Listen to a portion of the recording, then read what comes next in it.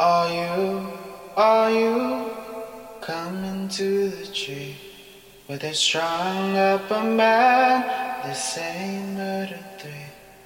Strange things that happen here. How stranger would it be if we met at midnight in the hanging tree? Welcome to Strange Things, broadcasting from the Arkansas Radio Studios in Laredo, Texas.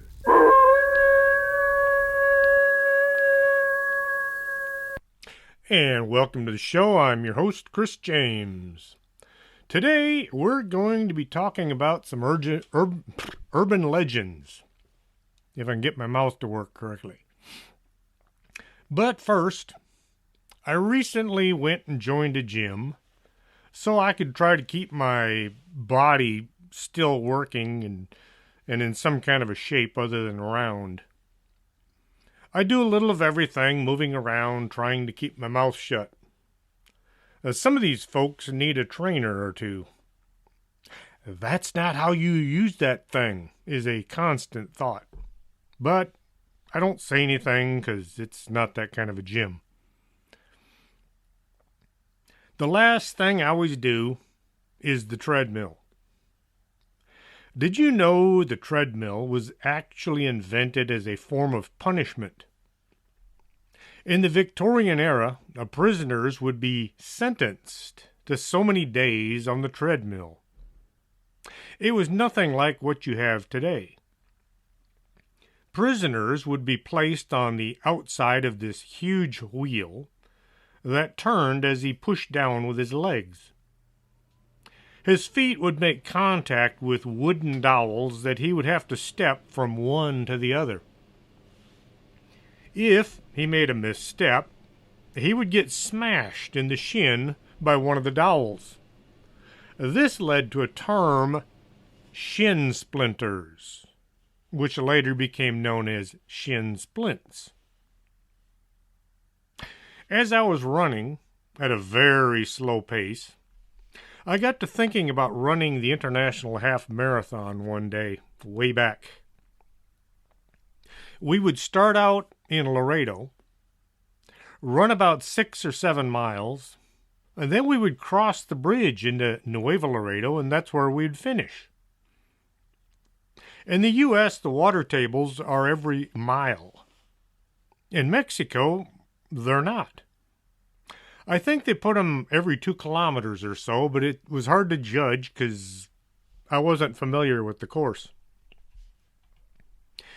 Well, I was running out of steam and wishing I'd stayed in bed when, up in the distance, I saw people lined up on both sides of the street, and they were clapping and cheering. Well, I thought I should try to look good as I crossed the finish line in case my wife clicked a picture. I got my tongue to stay in my mouth, and I straightened my back as much as possible. I smiled just a bit, and I soldiered on to the water table, which was empty. They'd run out of water. Possibly because the spectators would grab a cup to quench their thirst after watching people run by. It turned out I still had 2 kilometers to go.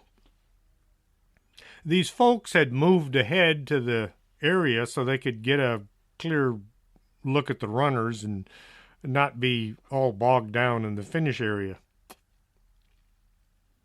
A feeling as if I had been lied to and cheated, I staggered on. Finally, I could see the actual finish line, and I managed to cross it without too much groaning. I crossed the line, and I headed straight for the water table. I needed water. A young, scantily clad female came over to me and said in very broken English, "You have to go back." I was like, "What?" I looked back the way I'd come, trying to figure out if I'd taken a shortcut or missed a checkpoint or something. No way was I going to go back and run. Well, then I saw the girls at the finish line handing out finisher medals. I had run past them without bothering to slow down. I had to go all the way back to the finish line, which was about 15 feet, and get a medal hung around my neck. I still wonder what was I thinking when I ran 10 10K runs, 6 half marathons, and 4 full marathons. All I can think of is I must hate myself or something. Today, the only running I can do is slow and on a treadmill. Urban is relating to or characteristic of a town or a city. A legend is a story coming down from the past, especially one regarded as being historic, although not necessarily verifiable. I've heard some stories being told that if they are real, should cause everybody some concern. Now, I put very little stock in a lot of self-professed legend busters or truth seekers. Snopes is one such website. They claim to look into urban legends and then tell their version of the truth.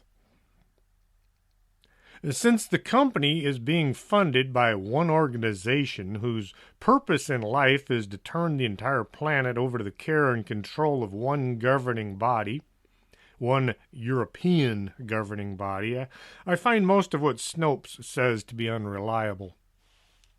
I don't care how much they profess to being about the truth. I doubt it. The skeptical inquirer will bend over backwards to deny a story, while at the same time never actually looking at the evidence.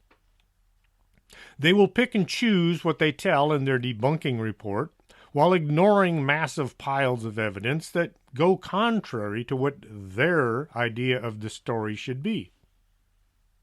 They're not so much skeptical as fanatical in their mission to deny anything not recreatable by scientists in a lab. I like to be open-minded when looking into a story, but not so open-minded that my brains fall out.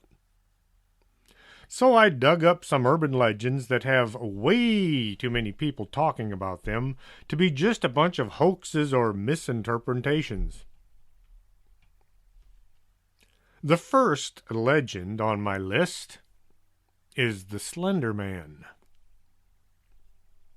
A lot of naysayers tell us the Slender Man came into existence on June 10th, 2009 as a thread in the Something Awful Internet forum. It was a Photoshop contest to come up with creepy things. Well, just because the name was invented in 2009, it doesn't mean that's when the creature referred to as the Slender Man came into being. There are some stories out there that sound exactly like the Slender Man, but they didn't have a name for him at the time. Der Grossman from Germany. He's also called the Tall Man. The first stories of this creature came out around the 16th century. What was going on in Europe in the 16th century? Well, the Inquisition was still raging across the continent, and people were being burned at the stake for saying the wrong things.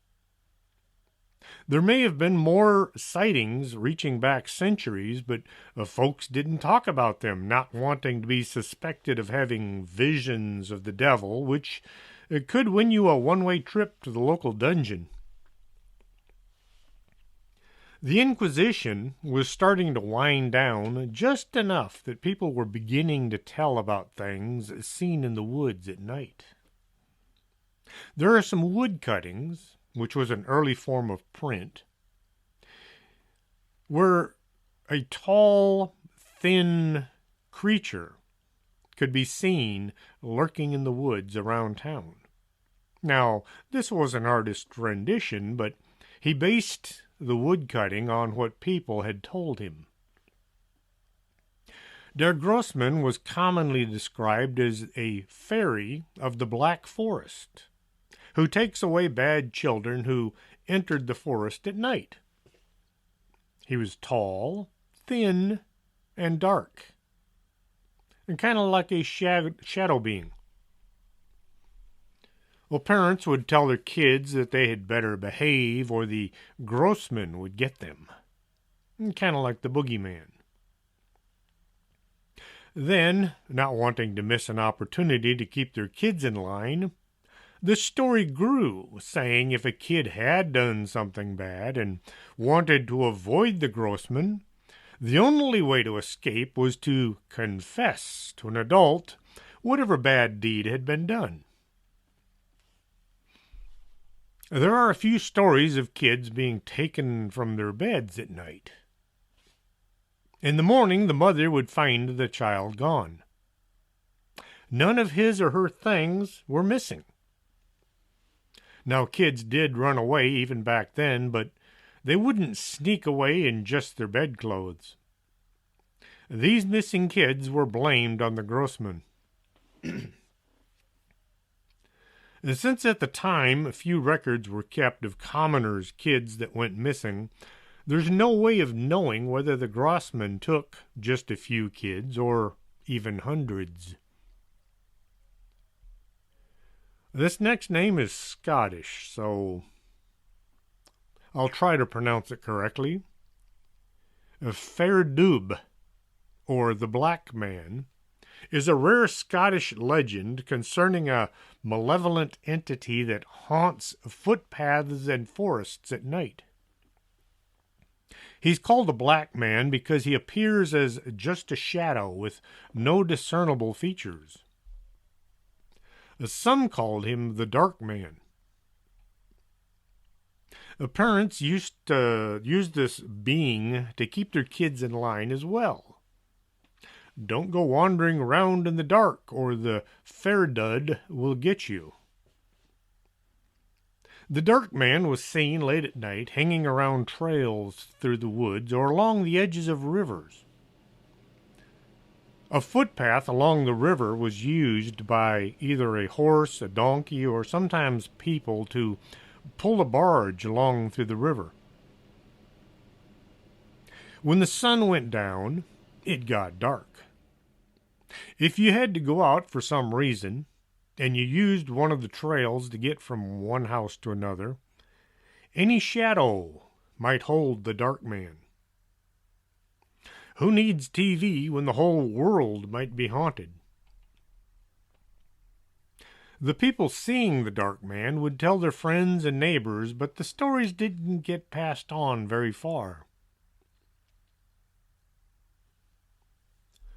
The Henderson family owned a horse ranch or horse farm in Polk County, North Carolina. They started in about the mid-1800s. In 1953, the owner was named Ted Wilcox Henderson.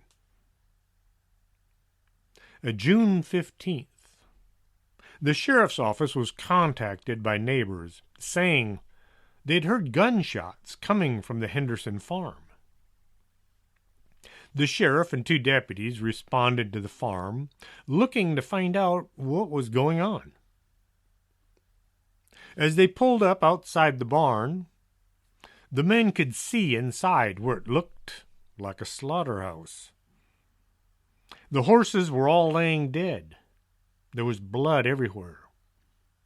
It looked as if a pack of wild animals had gotten in and killed everything. The sheriff and the 2 deputies made their way into the main house. The house was a mess. Furniture had been knocked over. The things were in disarray. There was blood on the floor and even up on some of the walls. As they went from room to room, they found no sign of the Hendersons. They found the bedroom door was shut, and it wouldn't budge. The 3 men managed to push and pry the door open. Furniture had been piled up to hold the door shut. Once inside, they saw Ted sitting on the bed with a shotgun in his arms. He didn't seem to realize the men were there or that he now had 3 handguns aimed at him.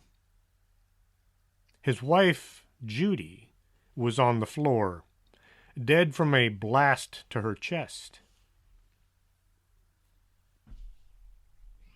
Ted refused to respond to the sheriff when he was asked what had happened. He just sat there with what looked like a freaked-out look on his face. His eyes looked to be staring into another world. The sheriff had his deputies search the house looking for Tracy, the 6-year-old daughter. They looked in every room and under everything a small girl could hide under. The search was then extended to the yard and the barn. They searched the woods around the house. No sign of the young girl could be found.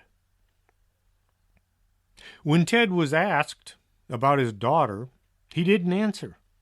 He just sat there with a lost look on his face. Well, Ted was charged with the murder of his wife. Due to his bizarre state of mind, he was sent to the Jenkins Mental Hospital in Sandy Plains, Polk County. Ted would just sit there, unaware of his surroundings. He sat like this for 3 years. One day, while receiving some kind of treatment, Ted said something about a skinny fella. Ted said this man would look at him. His voice sounded near the point of breaking.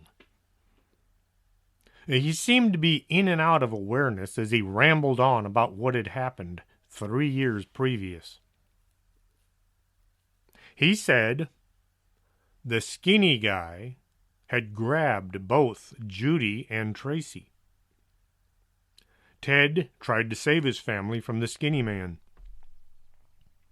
Judy begged him to save her. She said he should shoot her instead of letting the skinny man have her.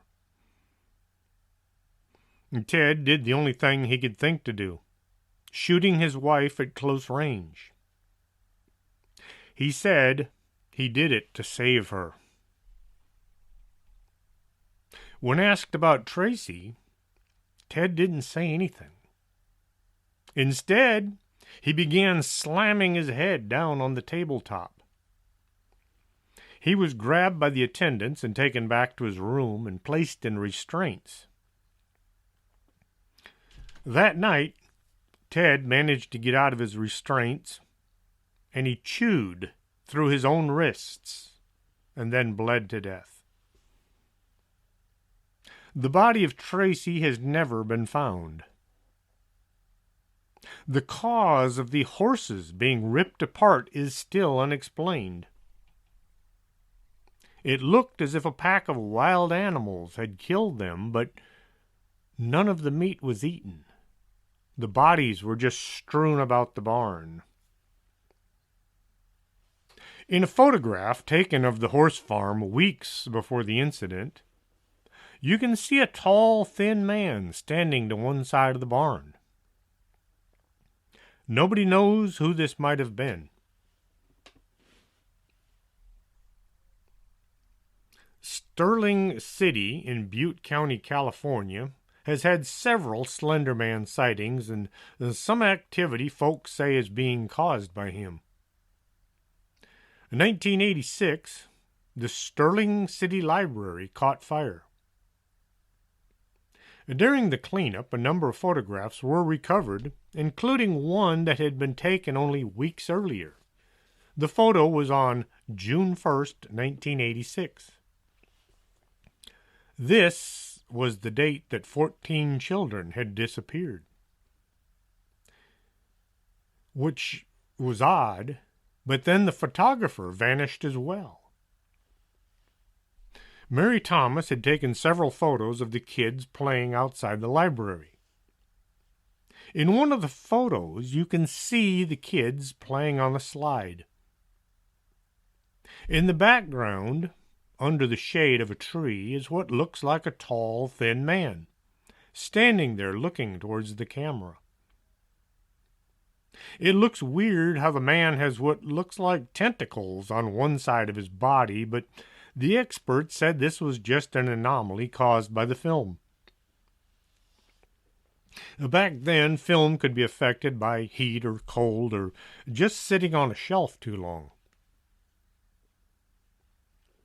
5 months after the kids had disappeared, a body was found in Great Swamp Nature Preserve in Kingston Falls, New Jersey. When the authorities examined the body, they found it was a 4-year-old boy named Joseph Pertman. This was 2,800 miles from where he had last been seen in California. The body was not too far gone, suggesting that the boy had been alive as recently as a week before he was found. The body was found contorted in a bizarre condition. However, the autopsy could not find the cause of death. April 21st, 1987, the Sterling City Post ran a story telling about a rash of animal mutilations in town that animal control was claiming was the work of coyotes. 9 cats and several dogs had been reported missing. The animals would be found disemboweled. The incisions looked way too neat to be the result of any predators. This, combined with hardly any of the dead animals had been eaten, made the coyotes a hard story to swallow. One of the families missing a cat was named Elkins. 3 months later, the Elkins' youngest daughter vanished as well. 8-year-old Katrina Elkins had disappeared from her bedroom in the middle of the night. Now, there was a witness to the disappearance, her older sister Alice. Alice told the police she had last seen her sister outside the bedroom window. She said Katrina was hugging the tall man. The police wanted to know who this tall man was. They asked Alice, who told them the tall man would come and look in their window at night. He would tap on the glass to get the girls' attention. He had been doing this for several weeks before Katrina disappeared. When Alice looked out the window, the tall man had looked up at her and motioned for her to come down and join them. What made this eyewitness report hard to fathom was the girl's bedroom was on the 2nd floor and there was no means of access from the ground. This led authorities to dismiss Alice's account as being just a dream. Thinking their only witness was mistaken, the police dismissed Alice's story. A search for Katrina was started and all the usual actions were initiated. To this day, Katrina has never been found. If the Slender Man was created in 2009, how do the naysayers explain away all the people who reported seeing a tall, thin man who appeared in locations shortly before children went missing? I'm of the opinion that the name Slender Man may have been created to win a contest in 2009, but the creature that looks like the Slender Man had been around for centuries, and kidnapping kids for unknown purposes.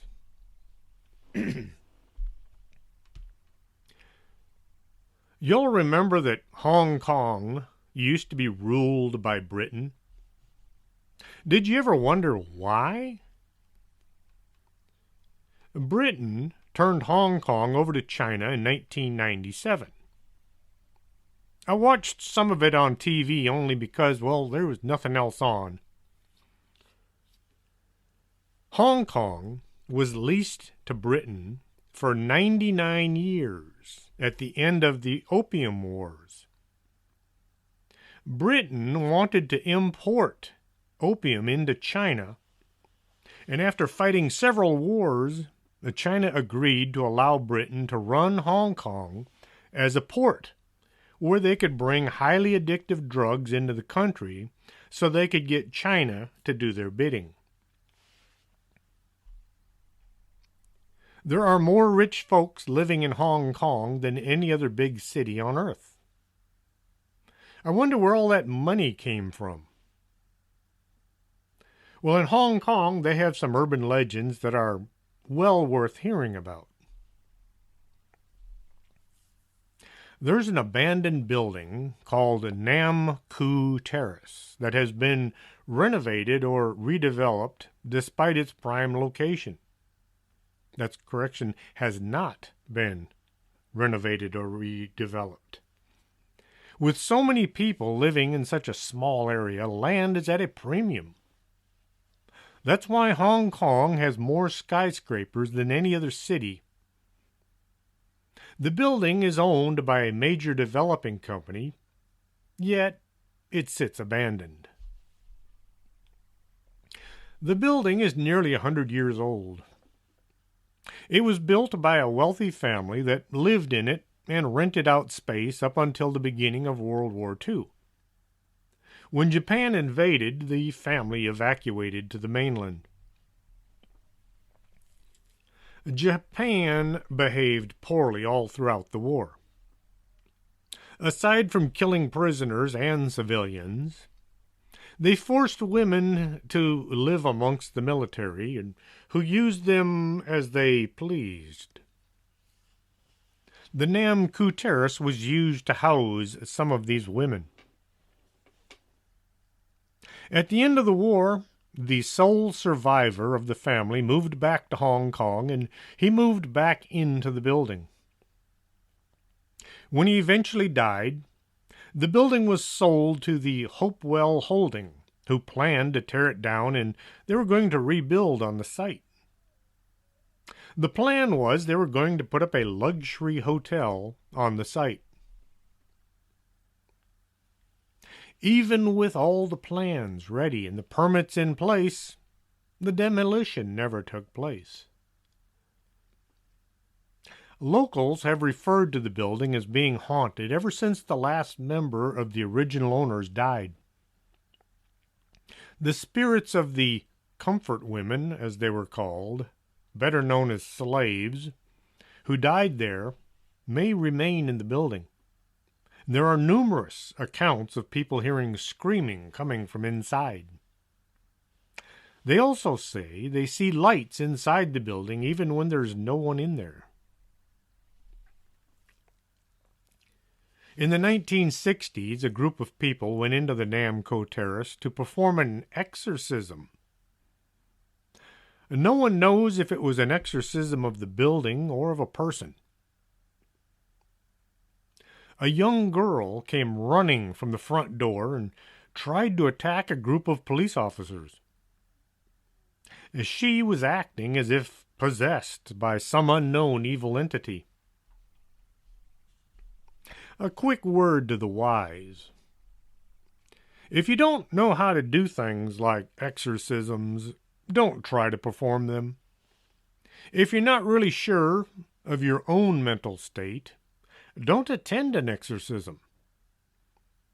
There are things out there that if you don't know what you're doing will take over and ruin your life. I've told Ishmael, I'll go to haunted houses, but I draw the line on any kind of demonic activity. Let the experts handle them. If the bishop takes something home with him, that's his problem and not mine. 2003, a bunch of teenage girls thought this would be a cool place to spend the night. They were looking for an otherworldly experience. 8 teenage girls snuck into the Namku Terrace thinking this was going to be an exciting event. During the night, 3 of the girls began to experience scary feelings that far exceeded the atmosphere. They became so upset that they fled from the building in a state of panic. Well, this got the other 4 to run from the building as well. Once they were outside, they discovered one of their group hadn't made it out the door. They could see their friend standing just inside the door, but she refused to exit the building. They called to her, trying to get her to come out, but she responded by screaming in a voice that they said didn't belong to her. Fearing something really bad was happening to their friend, the girls ran to get the police. When the authorities arrived, the girl in the building became so violent, it took 2 police officers to wrestle her to the ground, and they nearly had to drag her out the door. The teen was shipped off to the local psychiatric hospital, where she was joined by 2 of the 3 others who had experienced bizarre activity and feelings of dread while in the building. Since the teenage sleepover gone wrong, there have been a few bodies found inside the Namku Terrace. Some say as many as 30 bodies have been removed from the building in the past 40 years. Most of these bodies were the results of suicide. A few of these people had chosen to end their lives by hanging themselves outside the building, while others went into the dark, gloomy structure to end it all. Now, keep in mind, suicide is a permanent solution to a temporary problem. Now, some of the people who go into the building have seen a blood-drenched woman moving about the hallway. Sometimes she is seen as not even having a head. They also have reported hearing blood-curdling screams coming from the building. A few of the folks who entered and made it out intact said they saw a man dressed all in black roaming the corridors. The company that now owns the property has said they no longer intend to tear the building down. Instead, it will remain as an historic site. They have no plans to fix the place up as a tourist attraction or to maintain it in its current state. It looks more like they don't know what to do, so they're going to do nothing. They plan to let it stay standing due to its status as an historical building, but who knows what their real intentions are. Since energy cannot be created or destroyed, only changed, what horrors took place in this building that changed the human energy into some kind of a living nightmare? And on that pleasant note, I'm going to play a couple commercials so I can drink some coffee. So don't go away, I'll be right back. You're listening to Arkanasa Radio.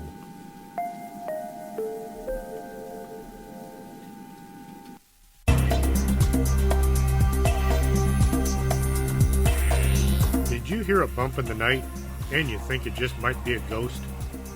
Contact the Laredo Paranormal Research Society at laredoparanormal@hotmail.com. That's the LPRS for all your otherworldly needs.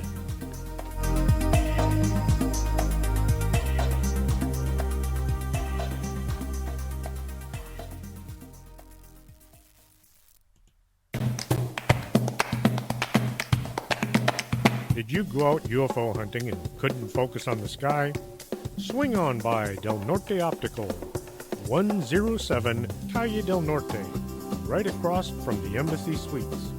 That's not a weather balloon, that's a flying saucer.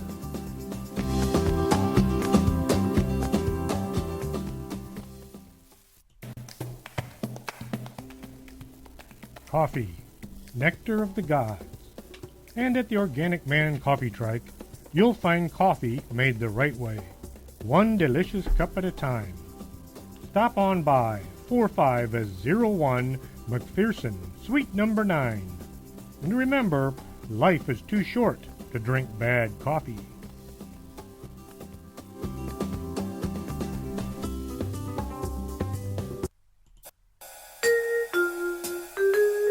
Makeup isn't something you want to just smear on and hope for the best. You might come out looking like Lon Chaney. Call Lourdes James, independent beauty consultant, and get a free makeover to see how makeup should be done. 956-723-3019.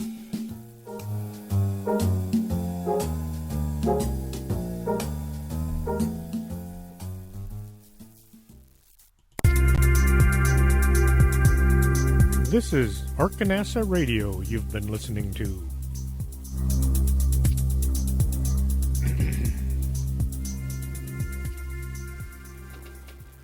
And welcome back to the show. In Adeline, Texas in 1990, a journalist named Brian Bethel had an encounter with something that has become known as the Black-Eyed Kids. He'd stopped his car at a nighttime deposit to make a payment using a check. As he was writing out the check, he heard somebody tapping on the window. Looking up, he saw two kids standing just outside his car. And not thinking anything might be amiss, he rolled down his window. This was when he suddenly became overcome by a feeling of dread. Something wasn't right about these two kids. They're both dressed in poor-fitting clothes. They had the hoods up on their sweatshirts, which put their faces into shadow. Brian asked the two kids what they wanted. The youngest one asked him to give them a ride to their home. They'd come downtown to see a movie, but they forgot their money at the house. The feeling of something not being right continued to grow as Brian sat there listening to the young boy. He glanced over at the theater and saw that the last movie had already started. If he did drive these boys to their homes to get money, they would not get back until the movie was almost over. The whole situation just seemed wrong. The boy began to get kind of insistent, saying it wouldn't take long and nothing would happen. After all, they were just kids and they weren't armed or anything. The more the kid talked, the more Brian wanted to run. Even sitting in his car with the doors locked, he felt as if something really bad was about to happen, and he felt powerless to stop it. The older of the two piped in with, "We can't come in unless you tell us to. Let us in." As he was about to unlock the doors, Brian looked at the two boys and saw that their eyes were solid black. There was no sclera, just a black void where the eyes should be. This was when Brian was able to put his car in gear and drive away. As he was pulling out of the parking lot, he glanced in his mirror, and the two boys were gone. There was no place they could have gone to hide. It was just an empty parking lot. A woman was at home with her daughter, along with her new puppy. As she was lying in bed, when the small dog started to growl. It was growling at the door. The dog was acting as if there was something out there only she could sense. Well, thinking the dog was just having some issues, the woman got out of bed and opened the door to show the young dog there was nothing there. As the door opened, the puppy bolted out the door and headed straight for the front door, where She began barking. It almost felt like a dream. The woman said. The dog kept barking and acting in a bizarre manner. Maybe there was something on the porch that was upsetting the little dog, so the woman unlocked the front door and pulled it open. As the door swung inwards, the puppy changed its mind and began whimpering. It took up a position behind the woman's legs. Standing on the porch were two young kids.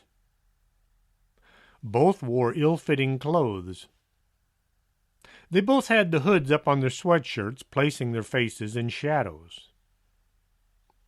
One looked to be about 15 or so, and the other one looked like she was about 5 or 6. The woman felt a sensation of fear coming on as she looked at these two.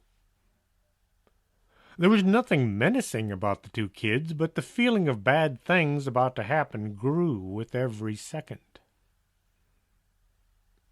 The oldest of the two said she needed to come in to use the phone. She kept her head tilted down, so her eyes were always hidden in shadow. When the woman didn't answer, the young girl tilted her head back, showing her eyes. Once again, there was no sclera, only 2 black orbs where the eyes should be. She then said their mother was going to be worried if they didn't call. The woman was so shaken all she could do was slowly back up from the opening. The older girl then said, "Just let us in to use the phone." The woman was too frightened to even speak. This caused the girl to say, "May we come in to use your phone?" The puppy was doing its best to keep the woman between it and the two girls. The girl then said, "We're not going to hurt you. If we wanted to do that, we would have broken in. May we come in and use your phone?" The dog let go a tentative snarl as if trying to protect her new master without being too conspicuous. The snarl got the woman to move backwards towards her bedroom. She ran into the room and slammed the door and locked it. Then she pulled the curtains and sat on the bed, watching the door. When her husband got home the next morning, she told him what had happened. He just wrote it off as being a bad dream. The people who encounter these weird kids say the same things. They say the kids were dressed oddly, not in the latest fashion, but as if they had clothes from a time past. They start out politely asking to be let in, and they would grow aggressive after no invitation was given. They all have very pale skin and pitch black eyes. The feeling of doom was so overpowering it was all the person could do not to say yes. I once listened to a guy on YouTube who claimed he had invented the whole black-eyed kid thing. He said he was hanging out at the local jail, interviewing prisoners, looking for scary stories. Okay, he was just hanging out in the visitation room? Jails don't let you just walk in to talk to random prisoners. You have to tell exactly who you want to talk to, and you have to have a reason. You don't just go there wanting to talk to prisoners to get scary stories. It doesn't work that way. When Brian Bethel had his encounter in Abilene, the name Black-Eyed Kids became known. We don't know if this was the first encounter. If someone had a run-in with these kids before the name was given, it's hard to track it down. A run-in with weird kids, well, that's kind of normal for kids, so they tend to be weird anyway. Now I'm wondering, the town was Abilene. What did I call it earlier? I'm going to have to look because I have a stinking suspicion I called it something else. Yeah, Adeline. It wasn't Adeline, it was Abilene. Oops. Kind of like the time I kept calling Telly Savalas Tony, and I have no idea where that comes from, but it happens.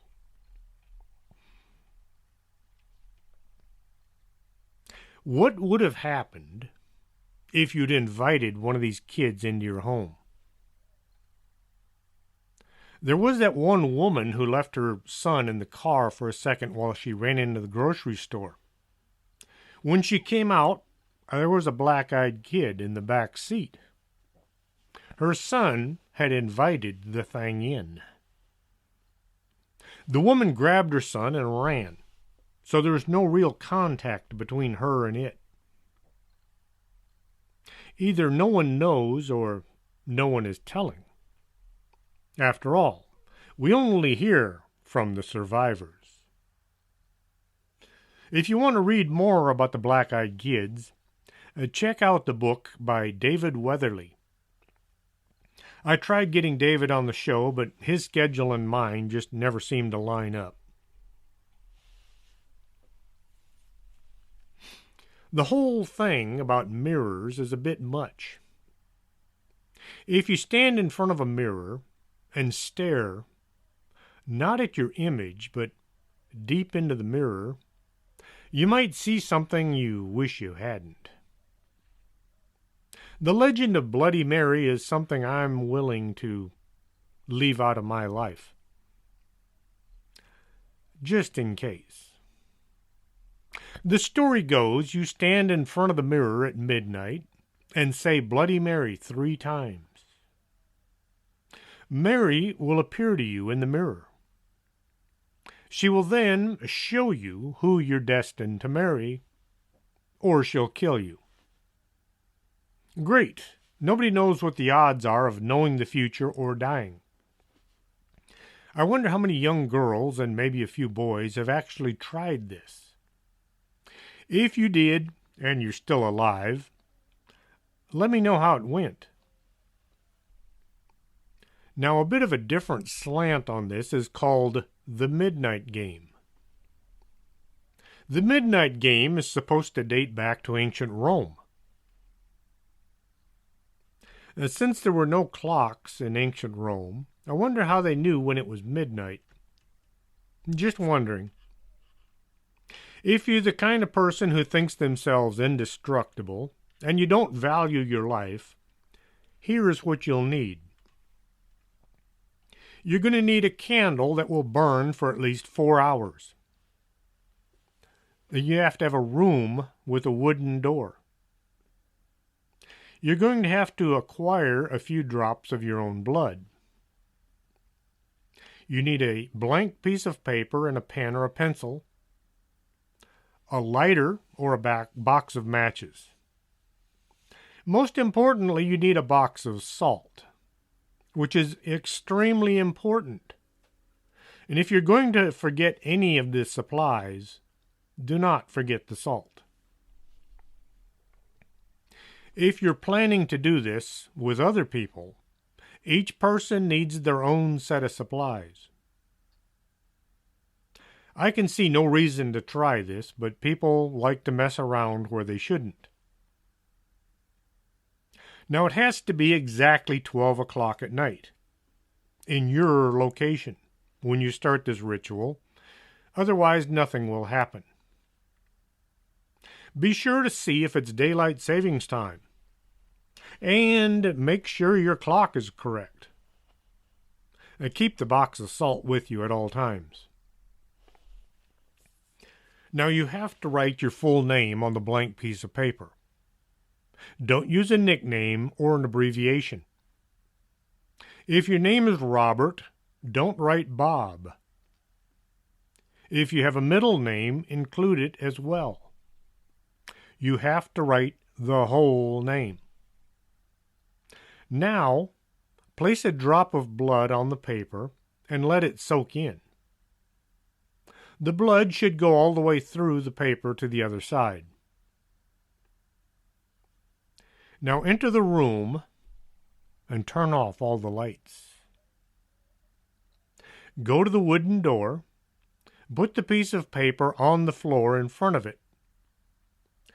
Light the candle with a match or lighter and place the candle on top of the paper. Knock on the wooden door 22 times. You have to do the knocking during the minute following midnight. If it's 12:01, it won't work. This isn't that hard. One knock every second or so and you'll finish on time. If you really want to finish. Open the door and then blow out the candle. Then close the door while it's still dark. Once the door is closed, you need to relight the candle as quickly as you can. You'll have to feel around to locate it. Now the midnight game has begun. You've let the midnight man into the room. Your only focus now is to survive the presence of the midnight man. This is when you'll be asking yourself, why on earth did you decide to try this? Make sure you keep the candle with you at all times, and if it goes out, you have to relight it within 10 seconds. You're not allowed to sit or stand in one place. You should be moving at all times throughout the game. You'll be able to feel the presence of the midnight man anytime he gets close. The air around you will become cold. If he's really close, the candle will go out. You might hear him whispering in the dark. When you relight the candle, you may catch a dark silhouette as the midnight man moves away from you. If, for whatever reason, you can't relight the candle, get the box of salt and pour it in a circle around you. You want to be sure to make a complete circle without any breaks in it. The game will end at 3:33 in the morning. If you fail to relight the candle and you are unable to make the circle with the salt, the outcome is supposed to be you'll have very vivid hallucinations. You'll see things from your worst nightmares. These hallucinations might be so real, they will literally scare you to death or drive you insane. This warning right here makes me wonder why anybody would want to try this game. I can see no benefits, only risk. Should you follow all the steps in the proper sequence and the game ends at 3:30 in the morning, the midnight man will leave. And you should be safe. Should be. Whatever you do while playing this dangerous game, do not turn the lights on. This will only lead to the midnight man messing with you even worse. Don't use a flashlight. This is the same as turning on the lights. Don't go to sleep. The midnight man will enter your dreams and you'll have the worst possible visions. Don't put another person's blood on the paper for your game. This will also lead to problems. There's no substitute for the candle. No oil lamps or lanterns. Whatever you do, do not provoke the midnight man. He will get even with you. Once you invite the midnight man into your life, it is said that he never really goes away. So now you have your own constant companion that will mess with your life forever. Does this really work? I don't know, because I am not willing to try it. This is an urban legend that you can find lots of instructions on how to do it, but you can't find any accounts of people having actually tried it. Maybe none of them are still alive. There are a few reports of people becoming somewhat off their heads for no apparent reason. No drugs involved and no known history of mental issues. They became what, for no better word, crazy. Maybe, just maybe, these folks were messing around, trying the midnight game. Once again, if you've tried this already and survived without losing your mind or dying, let me know. I'd love to know if this is real or just something somebody made up to fill out a website.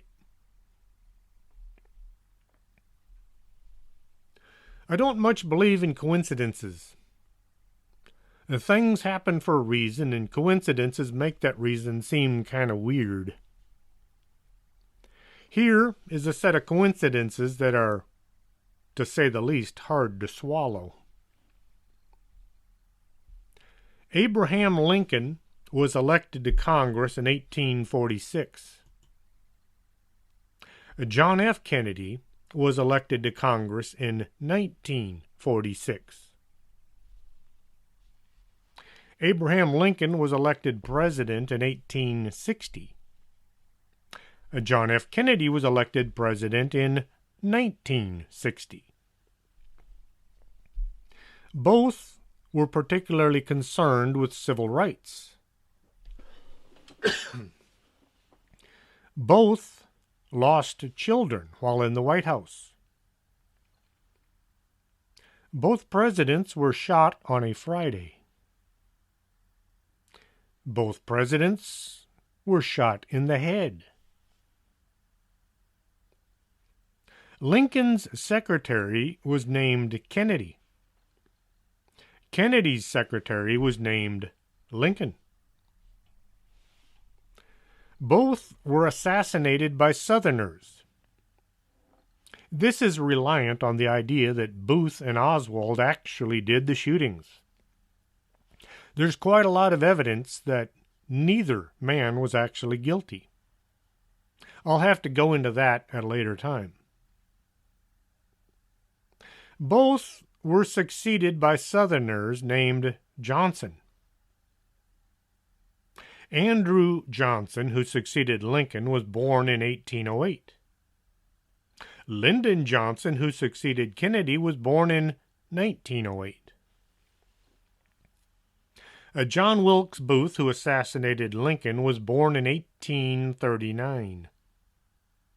Lee Harvey Oswald, who assassinated Kennedy, was born in 1939. Both assassins were known by their three names. Both of their names were composed of 15 letters. Lincoln was shot in a theater named Ford, and Kennedy was shot in a car made by Ford, called a Lincoln. Booth and Oswald were both assassinated before they could stand trial. The man that shot Booth had been ordered to take him alive at all costs, but he shot Booth anyway. Jack Ruby slipped into the police station and shot Oswald, saying that he did it to save Jackie Kennedy the pain of a trial. A week before Lincoln was shot, he had been in Monroe, Maryland, and a week before Kennedy was shot, he had been with Marilyn Monroe. Lincoln was shot in a theater, and the assassin ran to a warehouse. Kennedy was shot from a warehouse, and the assassin ran to a theater. These coincidences are just too weird to not make you wonder what's going on around here. I was surprised at how many people living around Laredo had no idea about the Headless Horseman of Texas. So, here is the story once more for those of y'all that don't know it. Back when Texas gained its independence from Mexico, the area between the two countries became a disputed territory. Texas claimed everything north from the Rio Grande, but Mexico claimed everything south from the Nueces River. This area was the feeding ground for bandits coming north to steal whatever they could.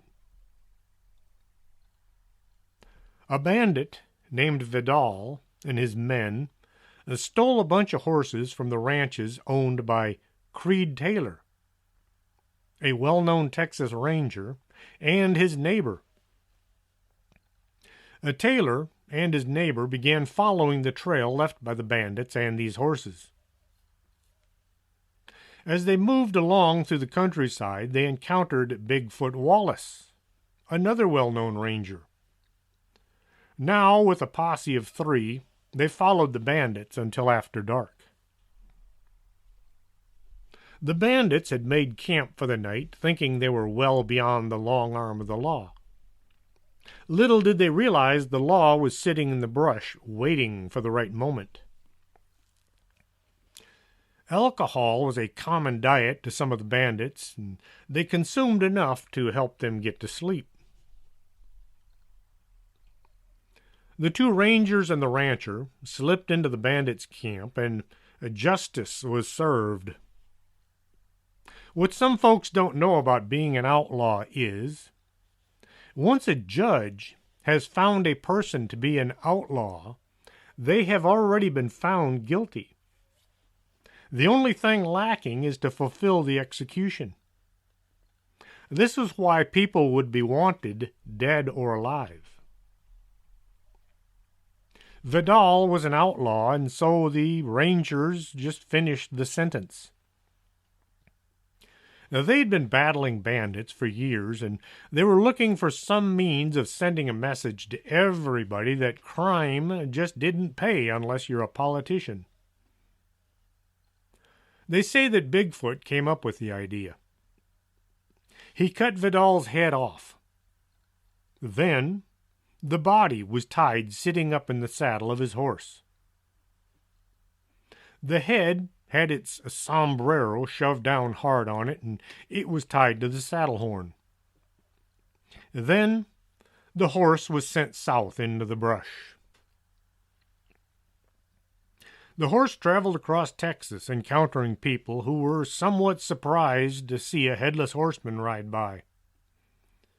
Soon the thing in the saddle was being blamed for all manner of grisly activity.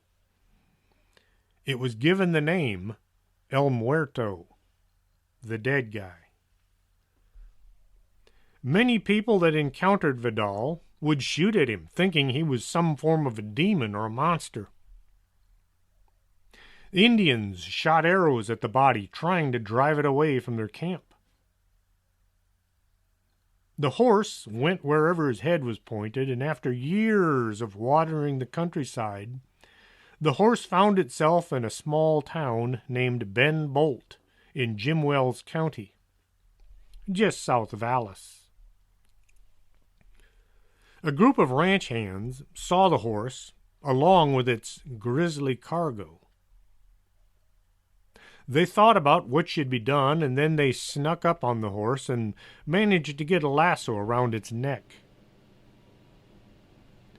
Once the horse was secured, the ranch hands saw the body of Vidal was filled with bullet holes and arrows. They had caught El Muerto. Cutting the now dried-out body of the bandit from the saddle, they buried him in an unmarked grave. The horse was turned loose to run free, now less encumbered, having his dead rider no longer along. This was not the end of El Muerto. People began reporting seeing a horse galloping by with the body still on its back. The Headless Horseman was seen just outside Freer, Texas, as well as Uvalde. Sometimes the only encounter would be to hear a horse galloping by in the dark. I worked this area on many occasions. Out in the brush looking for folks who were here illegally or they were trying to transport things that people were not supposed to have. Late at night it can get real spooky sitting out on some fence line waiting for a group to come along. I never got to see El Muerto, but I did hear a lot of horses running by. Hope you enjoyed tonight's show. And tell your friends to give it a listen. Heck, tell people you don't even know to listen up. I could always use a bigger audience. Until next time, this is Chris James. Are you coming to the tree where they strung up a man? They say murder 3. Strange things that happen here. How stranger would it be if we met at midnight in the hanging tree?